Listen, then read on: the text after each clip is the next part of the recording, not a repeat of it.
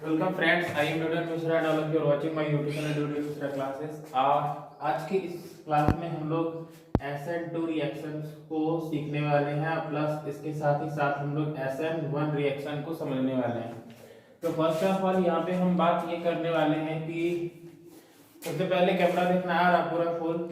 हाँ, तो यहाँ पे हम लोगों ने सबसे पहले इससे पहले हम लोगों ने क्या पढ़ा था कि केमिकल रिएक्शन ऑफ। इससे पहले हम देखने वाले हैं कि क्या कर रहे थे इससे पहले वाले क्लास में। तो chemical reaction of halo alkane को देख रहे थे।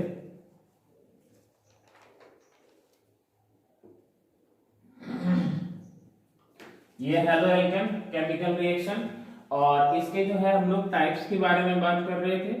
और सबसे पहला जो टाइप था हमारा वो क्या था, न्यूक्लियोफिलिक सब्स्टिट्यूशन रिएक्शन, है ना। तो उसमें हम लोग टाइप में सबसे पहला क्या देख रहे थे, न्यूक्लियोफिलिक सब्स्टिट्यूशन रिएक्शन। और ये न्यूक्लियोफिलिक जो था वो बाद में दो भागों में बांटा गया था। तो पहला क्या है, SN2 रिएक्शन, और दूसरा क्या था, SN1 रिएक्शन,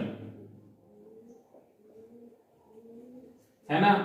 अब यहाँ पे हम ये बात करने वाले थे कि ये SN2 रिएक्शन का मतलब क्या होता है, SN1 रिएक्शन का मतलब क्या होता है ना।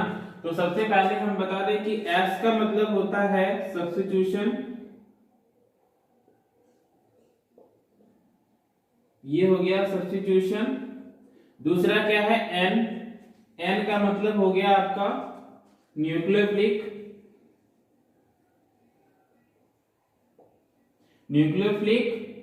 और 2 का मतलब क्या हो गया, बायोमोलिक्यूलर, है ना। तो हम लोग इसको जनरली क्या पढ़ते हैं, इसको हम लोग जनरली क्या पढ़ेंगे, तो इसको हम लोग जनरली पढ़ते हैं बायोमोलिकुलर न्यूक्लियोफिलिक सब्स्टिट्यूशन, है ना। इसको हम लोग जनरली क्या पढ़ते हैं, बायोमोलिकुलर न्यूक्लियोफिलिक सब्स्टिट्यूशन, ठीक है। इसको हम लोग जनरली पढ़ेंगे biomolecular nucleophilic substitution,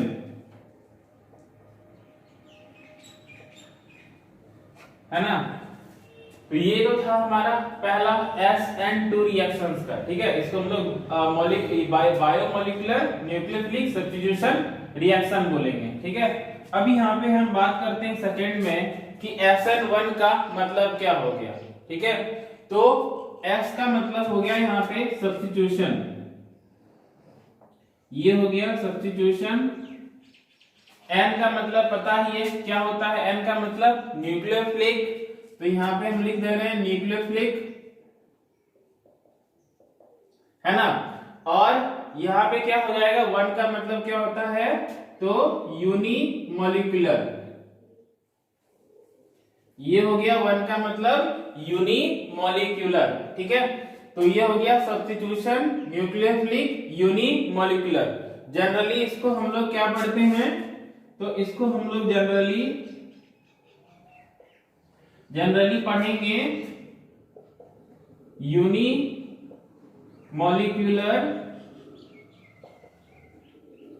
unimolecular nucleophilic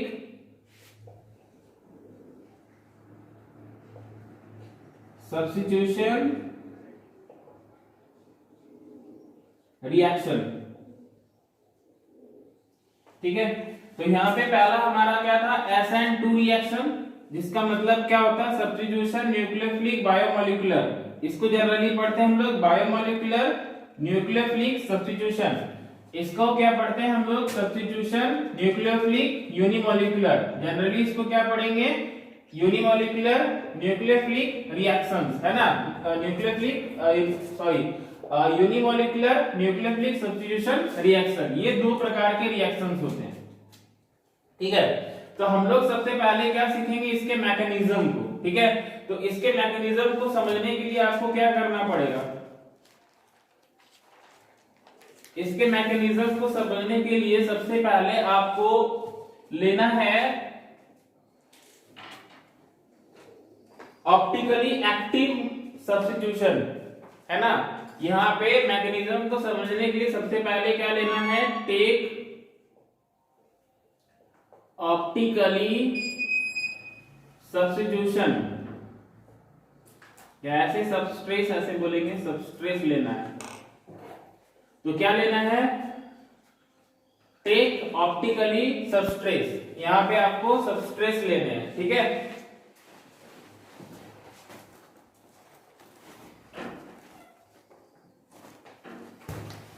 तो यहाँ पे आपको सबस्ट्रेस लेना है। अब यहाँ पे सबसे पहला बात आ गया कि ये ऑप्टिकली सबस्ट्रेस क्या होता है ना।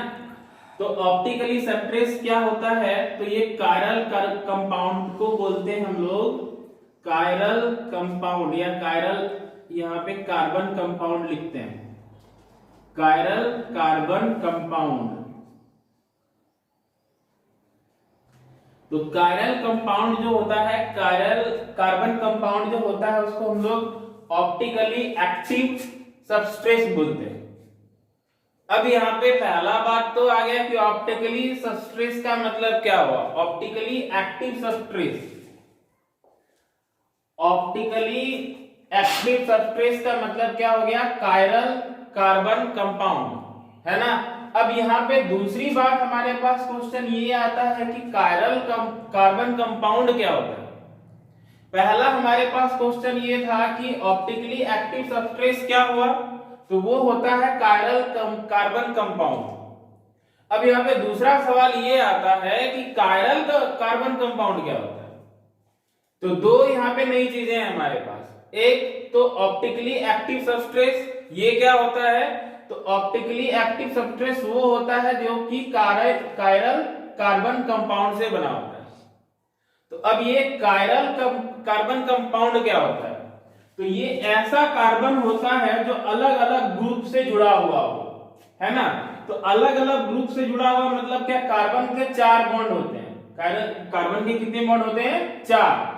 तो यहाँ पे 4 बॉन्ड जो होता है वो चारों क्या होगा, वैरी करेगा, मतलब कि अलग अलग होगा। मान लो कि ये पहला A से जुड़ा हुआ है, दूसरा B से जुड़ा हुआ है, और तीसरा जो है वो C से जुड़ा हुआ है, और चौथा हैलोजन से जुड़ा हुआ होता ही है। तो यहाँ पे चारों का चारों जो है वो अलग अलग ग्रुप से जुड़े हुए हैं, है ना। तो वैसा कार्बन जो चारों बॉन्ड उसका अलग अलग ग्रुप से जुड़ा हुआ हो, उसको हम लोग बोलते हैं कायरल कार्बन कंपाउंड।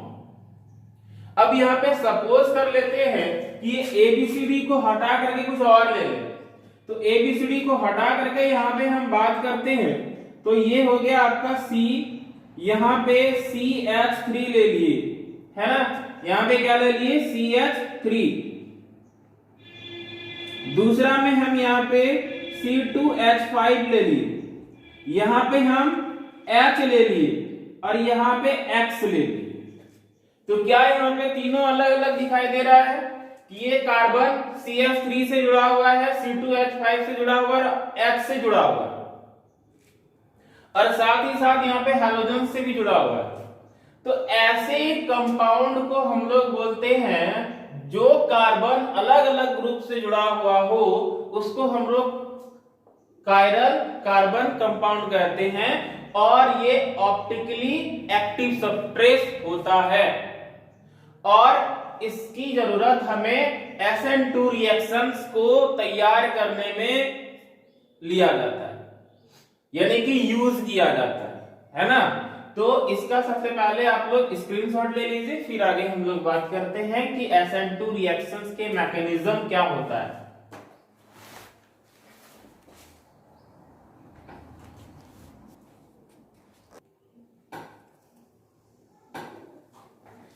अब यहाँ पे हम लोग मैकेनिज्म ऑफ SN2 रिएक्शंस को समझने वाले हैं। तो सबसे पहले इसको समझने के लिए हमें क्या लेना पड़ेगा, टेक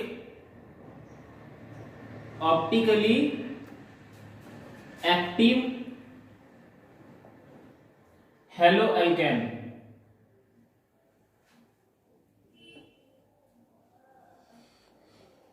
यहां पे हम लोग क्या लेंगे, ऑप्टिकली एक्टिव हेलो एल्केन लेंगे, ठीक है। और ये कैसा होना चाहिए, ये होना चाहिए 3D इन शेप। शेप में कैसा होता है, ये 3D होता है, ट्रायंगुलर, ठीक है। तो हम लोग इसको पहले बनाते हैं। सबसे पहला हम लोगों ने यहाँ पे क्या लिया, इसके मैकेनिज्म को समझने के लिए सबसे पहले हम यहाँ पे कार्बन ले लिए, ठीक है। अब एक कार्बन जो है वो हैलोजन से, सबसे पहले यहाँ पे हम हैलोजन से जोड़ते हैं, यहाँ पे हैलोजन से जोड़ दिया। दूसरा हमारा क्या है, आर, ये हो गया आर, ठीक है। तो ये जो आर और जो एक्स है वो बिल्कुल ही एक प्लेन पर, प्लेन मतलब कि ऐसा कि ये जैसे यहां पर प्लेन है वैसा, ठीक है। एक ऐसा जुड़ा हुआ है और दूसरा हम बात करें तो ऐसा जुड़ा हुआ है, ठीक है। ये ऐसे प्लेन पर है, एकदम बिल्कुल स्ट्रेट। इस तरह का ये कोई प्लेन सरफेस है, उस पर ये ऐसा और ऐसा जुड़ा हुआ है, ये प्लेन हो गया। अब यहां पे हम दूसरा बात करते हैं, तो दूसरा इनसाइड बोर्ड कर देते हैं, मतलब बोर्ड के अंदर। तो बोर्ड के अंदर जैसे ही जाएंगे तो उसको यहां पे हम ऐसा डिनोट कर देते हैं, ये, ठीक है। ये हो गया हमारा, ठीक है। तो इसको हम यहाँ पे H कर लेते हैं और ये वाला जो है हम R कर देते हैं, जो इनसाइड द बोर्ड है, ठीक है। ये आपका क्या है, पहला H है, H और X दोनों प्लेन पर है, और जो R है यहाँ पर वो जनरली कहां पे है, इनसाइड द बोर्ड। अब यहाँ पे बात करते हैं टुवर्ड्स यू, मतलब कि हम लोगों की तरफ। तो हम लोगों की तरफ जो है वो इस तरह का है, इसको हम लोग R डैश बोलते हैं, ठीक है। एक आपका क्या है, यहां पे ये चार तरह से अलग अलग हो गए, दो तो प्लेन पर, तीसरा इनसाइड द बोर्ड, और चौथा टुवर्ड्स यू, मतलब टुवर्ड्स आज बोल सकते हैं हम लोगों के तरफ। तो ये हो गया आपका इनसाइड द बोर्ड, ये आपका इनसाइड द बोर्ड हो गया, यानी कि ये बोर्ड के अंदर धंसा हुआ है, और ये हो गया टुवर्ड्स अस, हम लोगों की तरफ। और ये जो दोनों है वो बिल्कुल ही कहां पर है, प्लेन पर है, ये आपके कहां पर है, प्लेन पर है।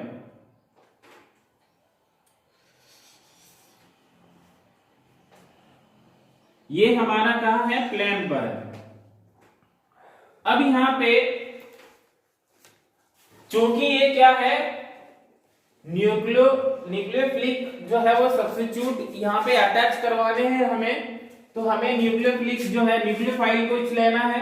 जैसे यहां पे मान लो कि ये NU ले लिए, तो NU जो होता है वो क्या होता है, नेगेटिव होता है। NU क्या होता है, नेगेटिव, ठीक है। तो ये आपका नेगेटिव है,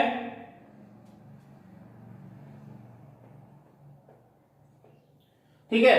तो इस पर हम यहाँ पे नेगेटिव बात करते हैं, और यहां पर हमारा क्या है, ये पार्शियल जो है वो नेगेटिव तो होता ही है, हाईली हमें पता है कि हैलोजन जो होता है वो नेगेटिवली चार्ज होता है, ठीक है। इसकी जो इलेक्ट्रोनेगेटिविटी होती है वो बहुत ही हाई होती है, तो जिसकी इलेक्ट्रोनेगेटिविटी हाई है यानी कि वो नेगेटिव चार्ज होगा। और यहां पे जो कार्बन है वो क्या है, पॉजिटिवली चार्ज है, देखिए क्लियर है। अब क्या करेगा कि ये जो आपका न्यूक्लियोफाइल है वो क्या करेगा, हमें पता है कि जो न्यूक्लियोफाइल होता है वो क्या करता है, affection towards the positive charge, positive charge के तरफ वो अफेक्टेड होता है या उसकी तरफ वो जाता है। तो यहां पर ये क्या करेगा, किसी पॉजिटिव चार्ज को ढूंढेगा। अब यहां पे दो कंडीशन हमारे बन सकते हैं, क्या क्या कंडीशन बन सकता है। तो सबसे पहला कंडीशन यहाँ पे कंडीशन नंबर 1, यानी कि यहाँ पे हम बात कर दें तो ये कंडीशन नंबर हमारा हो गया 1, पहला नंबर। ठीक है, पहला नंबर में क्या क्या हो सकता है उसको हम यहाँ पे दिखाने का ट्राई करते हैं। और ऐसा कुछ होगा, इतनी ठंड है कि हाथ नहीं चलती है, तुम लोग का कहां से चलेगा। सो दैट स्क्रीनशॉट लो और मजे लो। ये हो गया है ना। तो पहला कंडीशन हमारा क्या है बताओ। पहला कंडीशन ये है कि ये जो न्यूक्लियोफाइल है वो या तो फ्रंट से अटैक करेगा कार्बन पर क्योंकि ये पार्शियल पॉजिटिव चार्ज है, या फिर ये बैक से भी अटैक कर सकता है इस पर। अब यहां पर ये प्रॉब्लम हमें सबसे पहले बता देना था कि यहां पे हमारा जो ऑप्टिकली एक्टिव हेलो एल्केन लिए हैं वो क्यों लिए, ऐसा इसकी क्यों जरूरत पड़ी, है ना। तो ये क्वेश्चन हमारे दिमाग में आ गया अचानक से कि हम यहां पर जनरल जो है कार्बन कंपाउंड क्यों नहीं लिए, ऑप्टिकली एक्टिव कंपाउंड क्यों लिए। तो उसका रीजन ये है कि अगर हम जनरल लेते तो यहां पे हाई ट्रैफिक हो जाता। हाई ट्रैफिक का मतलब क्या हुआ कि यहां पर इसकी जो न्यूक्लियोफाइल है उसको जुड़ने का जगह ही नहीं मिलता, क्योंकि यहां पे हम C2H5 लेते, C3 जो है C3H जो है वो 7 लेते। इस तरह से क्या होता है कि कार्बन कंपाउंड ज्यादा बढ़ जाता, हाइड्रोजन जो है वो भी ज्यादा जुड़े हुए होते। तो यहां पर अब यहां पे कार्बन के साथ जुड़ने वाला आगे कोई नहीं होता, ये देखिए जुड़ने में तकलीफ होता है ना। लेकिन यहां पर ऐसा नहीं है, यहां पे 4 ही कंपाउंड है ना, 4 ही बॉन्ड है और यहां पे एक दूसरे को जो क्या करना है एडजस्ट करना है। ठीक है, अब यहां पे हमारा 2 कंडीशन आ गया कि एक तो हमें फ्रंट से अटैक करवा देने हैं या फिर हमें बैक से अटैक करवाने हैं। बात समझ में आ रहा है। तो यहां पे पॉसिबिलिटी क्या है, क्या आप फ्रंट से करवा सकते हैं या बैक से करवा सकते हैं। क्या आपको फ्रंट से करवाने में कोई तकलीफ होगी, क्या कोई अवरोध करेगा, क्या कोई उसको रोकने का ट्राई करेगा। हां सर करेगा। कौन, यहां पे देखिए न्यूक्लियोफाइल जो होता है वो नेगेटिव चार्ज होता है, नेगेटिवली हाई है, दूसरा ये भी हाई है, दोनों एक ही तरफ का है। तो क्या ये इधर से जा सकता है, not possible, both are negatively charge. ये दोनों क्या है भाई, नेगेटिवली चार्ज है ना। सो दे विल रिपेल, ये दोनों क्या करेंगे, रिपेल करेंगे, है ना, मतलब एक दूसरे को दूर धकेलेंगे। तो फ्रंट से हिसाब किताब खत्म, है ना। तो ये जो न्यूक्लियोफाइल है वो SN2 रिएक्शन में पॉइंट के तौर पर याद रखना है कि न्यूक्लियोफाइल बैक से अटैक करता है, फ्रंट से नहीं करता है। क्योंकि अगर वो फ्रंट से करेगा तो क्या होगा कि वो उसको, ये जो हैलोजन्स है वो उसको रोकेगा, उसको रिपेल कर देगा, उसको आने नहीं देगा। बात समझ में आ रहा है। तो ऐसी स्थिति में क्या होगी, ऐसी स्थिति में सबसे पहले यहां पे देखो कि ये जो आपका स्ट्रक्चर बना हुआ है वो फ्री है, दैट मींस कि सब के सब जो है वो अपने अपने पोजीशन पर हैं। लेकिन जैसे जैसे ये वाला बैक अटैक करेगा तो ये क्या होगा, धीरे धीरे फैलता जाएगा। क्या होता जाएगा, ये फैलता जाएगा।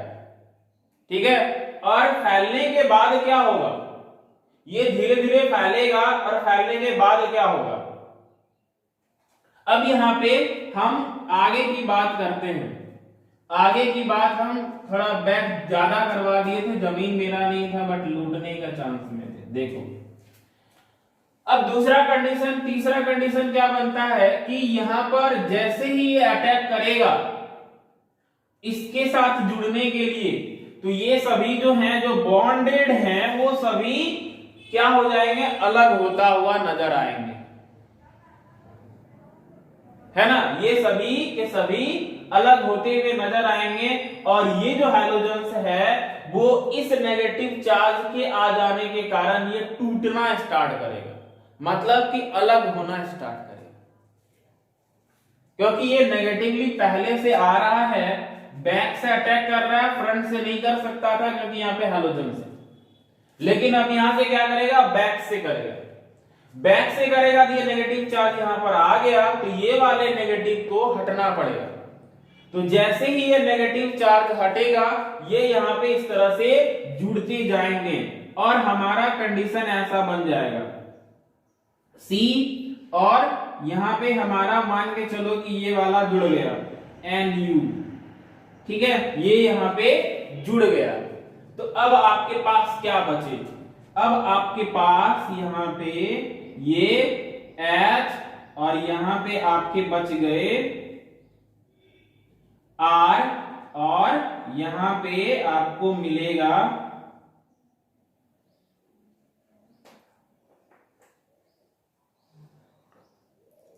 ये R डैश, ये आपको R डैश मिलेगा और यहां से जो X है वो टूटता हुआ नजर आएगा, है ना। यहां से ये टूटना स्टार्ट करेगा, ब्रेकिंग होगा इसका, ब्रेक, टूटेगा, नहीं टूटेगा कि नहीं टूटेगा, ये टूटेगा।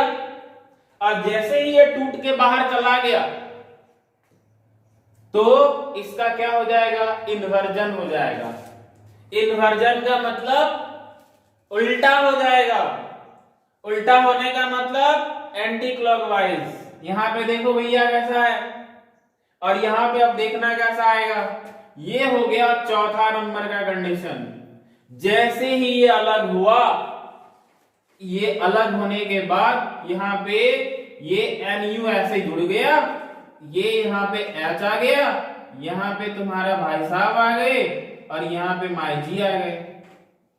देखिए इसको हम लोग बोलते हैं इन्वर्जन रिएक्शन, यानी कि यहां पे कैसा था, ये क्या हुआ, पूरा का पूरा घूम गया। यहां पे देखिए सेप ये इस तरफ था सारा चीज और यहां पे इस तरफ आ गया सारा चीज, है ना। उस तरफ यहाँ पे न्यूक्लियोफाइल है और इधर सारे के सारे जो R डैश R और X थे वो इधर आ गए, तो इसको हम लोग क्या बोलेंगे, इन्वर्जन।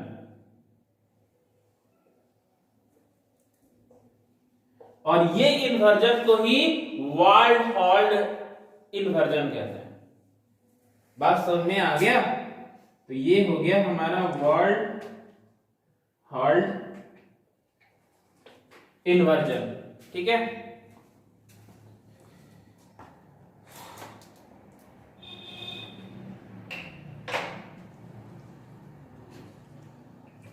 तो आप लोग इसका स्क्रीनशॉट लीजिए और हम इसको रिमूव कर रहे हैं, आगे की बात करेंगे।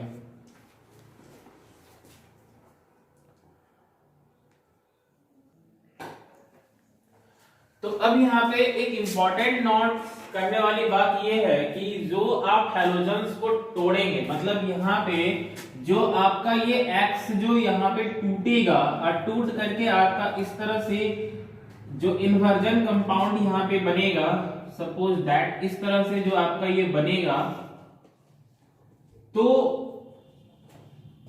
यहां से क्या होगा कि ये जो X है वो टूटेगा, तो उसको तोड़ने में हेल्प कौन करेगा, मतलब कि उसको तोड़ेगा कौन। तो तोड़ने के लिए यहाँ पे हम लोग क्या करते हैं कि हाईली जो है ऐसे कंपाउंड लेते हैं जिसमें कि हाइड्रोजन ना हो, ठीक है। तो यहाँ पे देखिए to break halogens take optically solvent, है ना, तो सॉरी एप्रोटिक सॉल्वेंट, यहाँ पे क्या लेना है हमें, एप्रोटिक सॉल्वेंट लेना है। तो एप्रोटिक का मतलब क्या होता है, do not have protons to give out, है ना। तो यहाँ पे प्रोटॉन्स नहीं होता है जिसको वो दे सके, ठीक है। तो यहाँ पे आपको क्या लेने हैं, हाइड्रोजन्स को तोड़ने के लिए एप्रोटिक सॉल्वेंट लेने हैं।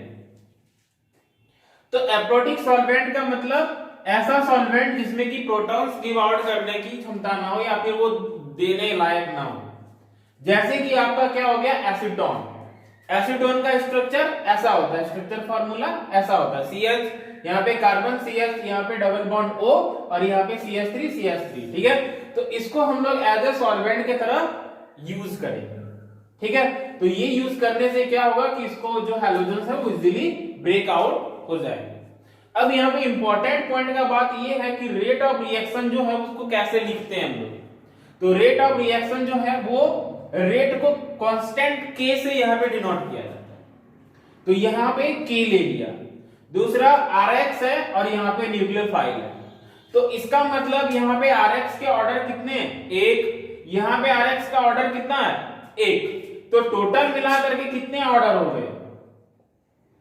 तो यहां पे बात करेंगे ऑर्डर ऑफ रिएक्शन, नहीं देखिए यहां पे ऑर्डर ऑफ रिएक्शन।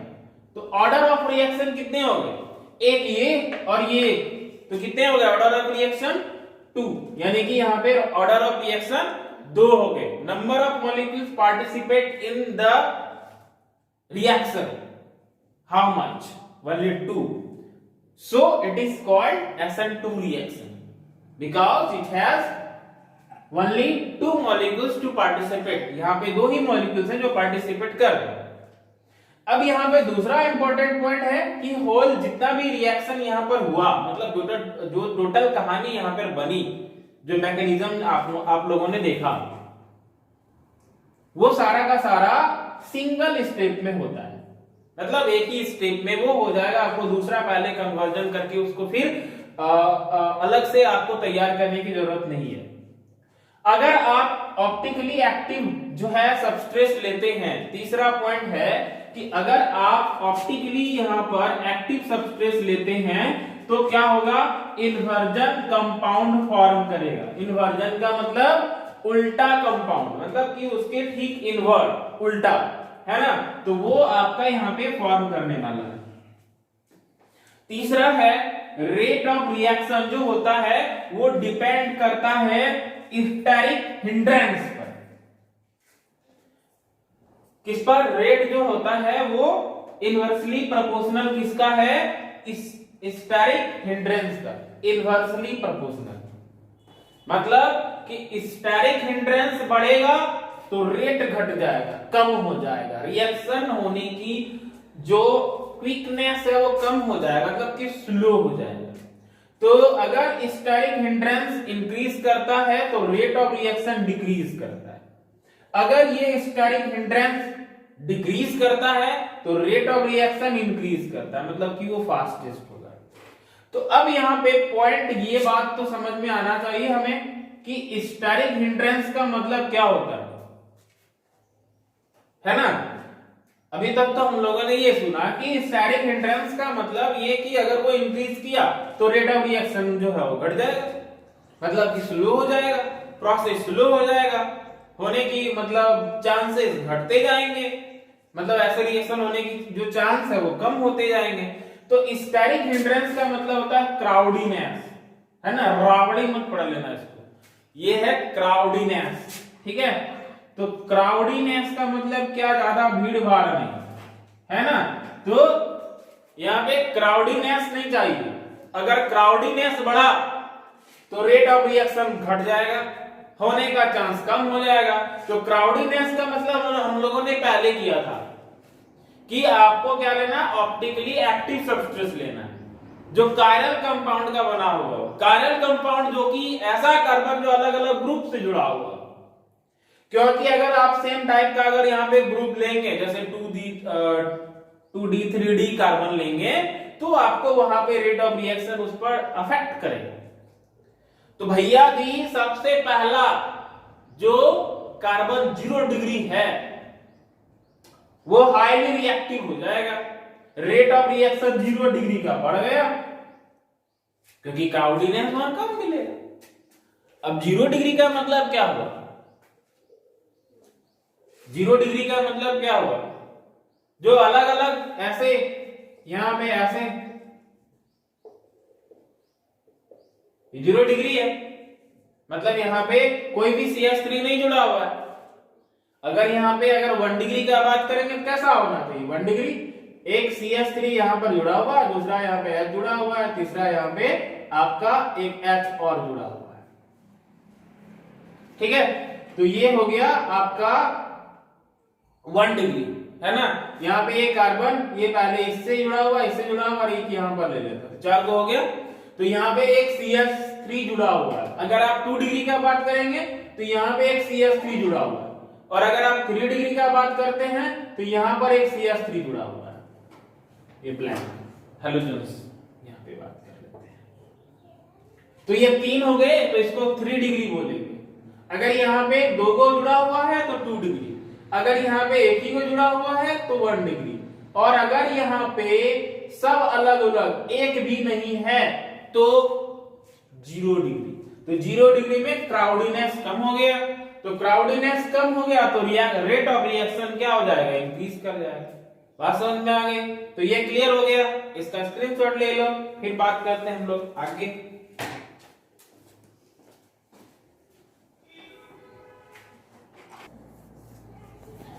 अब हम लोग चलते हैं नेक्स्ट SN1 रिएक्शन, जिसका मतलब क्या होता है, इसका मतलब होता है यूनिमोलिक्यूलर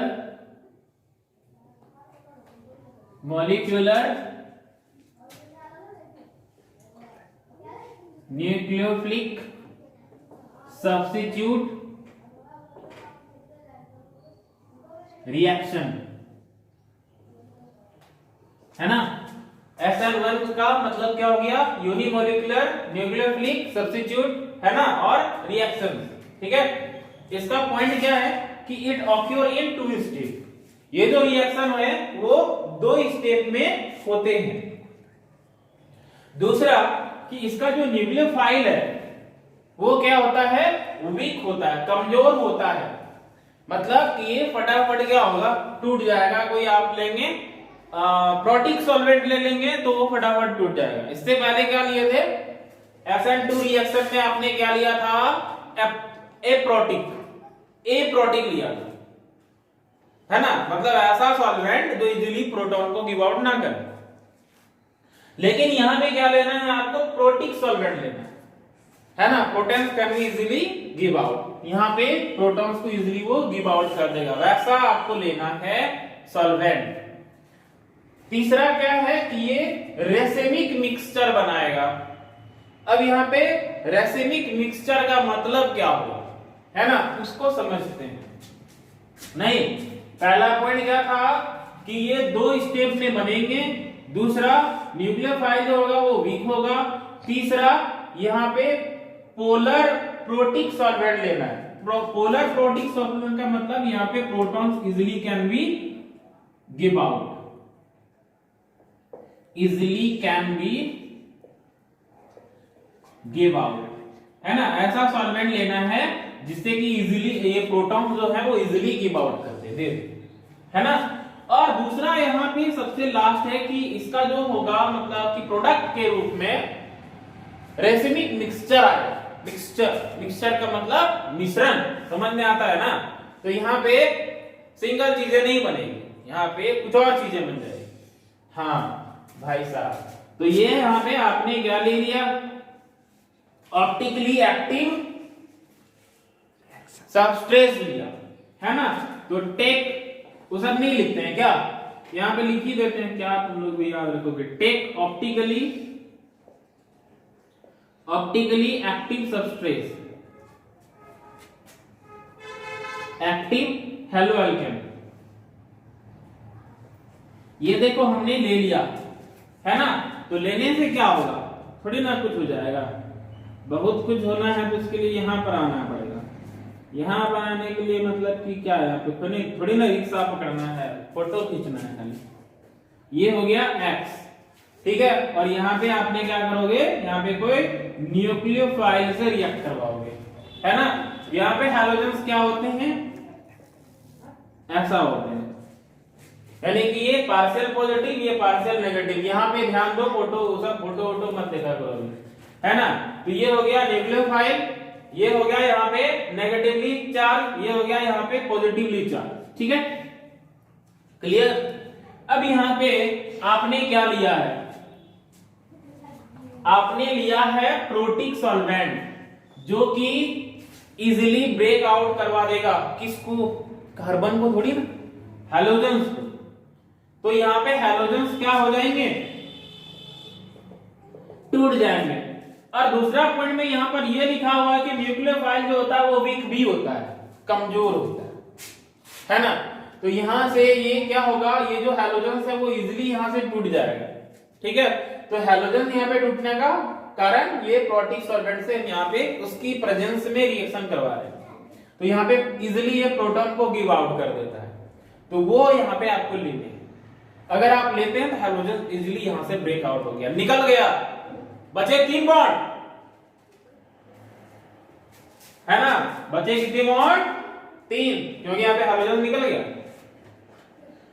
तो अब यहां पे जो हमारा SN2 रिएक्शन था उसमें कंडीशन ये था कि ये सिर्फ बैक अटैक कर सकता है, क्यों, क्योंकि वहां पे हैलोजन पहले से प्रेजेंट था, लेकिन यहां पे हैलोजन नहीं है, निकल गया, अपना हिसाब किताब निकाल करके निकल गया, है ना, उसको निकाल दिया पोलर जो आपके पास प्रोटिक सॉल्वेंट था उसमें। तो इसका मतलब ये हुआ कि ये जो न्यूक्लियोफाइल है वो हर तरफ से अटैक कर सकता है, वो या तो C पर ऐसे भी अटैक कर सकता है फ्रंट से,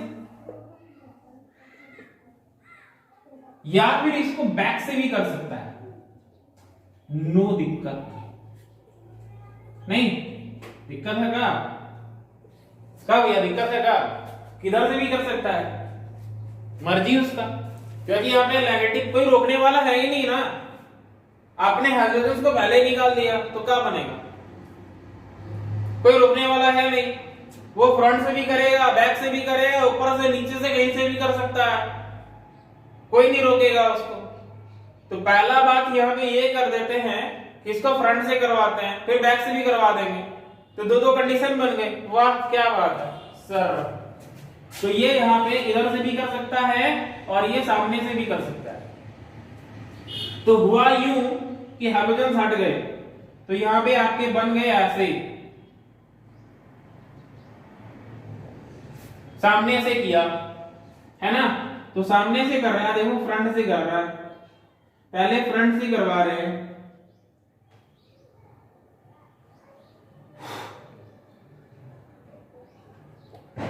प्यार से बनाते नहीं बनता, जोर जबरदस्ती करने पर ही मारकर पकड़ाता है, इस बात को ध्यान दो। नफरत की दुनिया छोड़ छोड़ के ऐसे करने से क्या होगा कि नहीं बनेगा, इसको रगड़ के पास करना पड़ेगा, क्योंकि यहां से भुट्टा नहीं मिलता है। तो ये फ्रंट से कर दिया, वाह, फ्रंट अटैक मार दो, ये हो गया फ्रंट अटैक। अब बोलता है सर बैक से भी करेगा, तो बैक से भी कर सकता है, तो उसके लिए ऐसे ऐसे बनाओ, बैक से कर दिया, देखो यहां से इन्होंने बैक से भी कर दिया,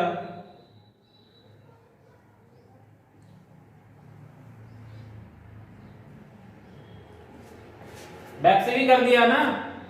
तो अब देखो इसी का मिरर बन गया उधर, तो जब भी बनता है ऐसा ही बनता है, एक सामने से और एक बैक से, यानी कि सेम टू सेम इसी का मिरर बन जाता है इधर। तो इसका मतलब ये वाला जो कंपाउंड बना ये अपना औकात वाला बना, इसको रिटेंशन कंपाउंड बोलते हैं, याद रखो। सामने वाला जो बनता है, सामने से अटैक जो करता है उसको रिटेंशन कंपाउंड बोलते हैं, और जो बैक से करता है उसको कन्वर्जन कंपाउंड बोलते हैं, ठीक है। तो यहाँ पे रेसिमिक मिक्सचर का मतलब आई होप की समझ में आ गया होगा। रेसिमिक मिक्सचर का मतलब कि वो एक ही तरह का रिटेंशन और जो है कन्वर्जन वाला मिक्सचर वाला कंपाउंड बनेगा, ठीक है। तो ये रेसिमिक मिक्सचर का मतलब कि ये मिक्सचर वाला कंपाउंड बनेगा, एक कंपाउंड नहीं बनेगा, जो कंपाउंड बनेगा उसका मिरर भी बनेगा, मतलब उसी तरह का बनेगा लेकिन उल्टा, इन्वर्ट। तो ये वाला नाम अलग अलग हो जाएंगे, नाम एक ही तरह का नहीं होगा, अलग अलग हो जाएगा। तो ये हो गया आपका बैक अटैक, यहां पे लिख रहा हूं बैक अटैक, समझ में आ रही है बात?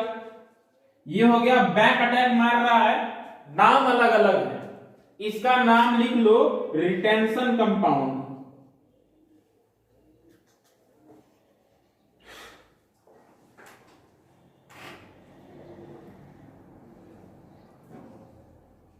ये हो गया रिटेंशन कंपाउंड और ये हो गया आपका कन्वर्जन कंपाउंड।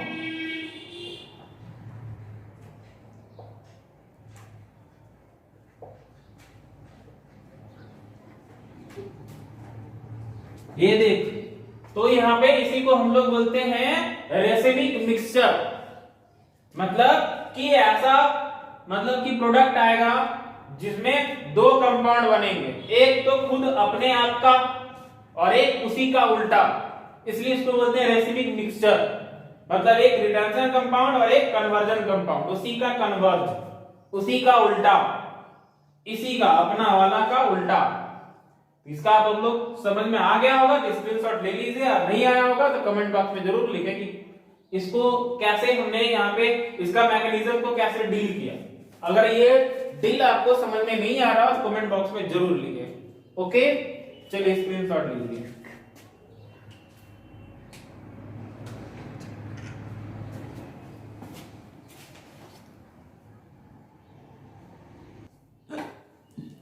तो इसके इंपॉर्टेंट पॉइंट क्या क्या थे कि it occur in two step, दो स्टेप में होता है ना, और यहाँ पे क्या है न्यूक्लियोफाइल जो होता है वो वीक होता है।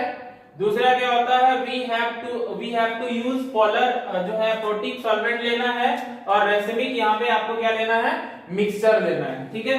तो अब यहाँ पे हम बात ये करने वाले थे कि हमारा, हाँ यहां तक में हमारा जो है ये SN2 रिएक्शन और SN1 रिएक्शन दोनों क्या हो चुका है, कंप्लीट हो चुका है। आगे की क्लास में हम लोग आगे पढ़ेंगे। तो आज का ये क्लास यहीं पे खत्म होता है, तब तक के लिए बाय बाय, थैंक यू।